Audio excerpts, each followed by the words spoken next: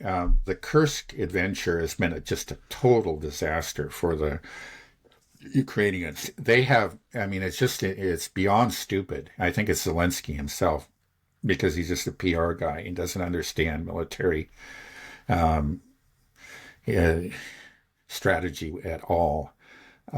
He has been sending, or Sersky is the top commander, has been sending the Ukrainians' very best brigades, their best equipped, their most experienced fighters, their best equipment to Kursk, and it's just being destroyed. It's been a total rout. Because the thing is, like in the Donbas and these cities that I was just mentioning down there, these are highly fortified.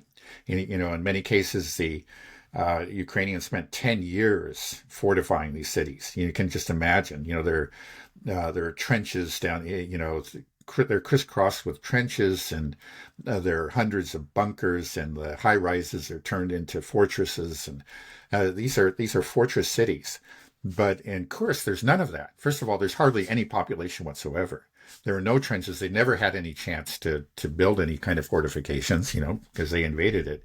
And so they're out in the open, and it's just a big turkey shoot, and that's what's been going on. I think the Russians could have taken it back probably 2 months ago, no problem. But again, as Clausewitz said, when your enemy's making a mistake, don't stop him.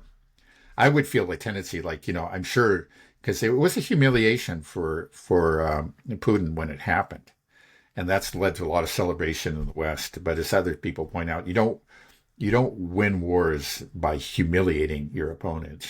That's you win wars by destroying your opponent's army.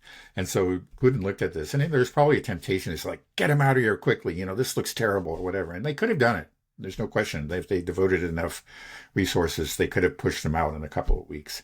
But instead, they just said, okay, we have them here. This is the best of the Ukrainian armed forces, and they're out in the open and unprotected. This is perfect. Let's just stay here and just hit them all day long. And that's what they've been doing. Right.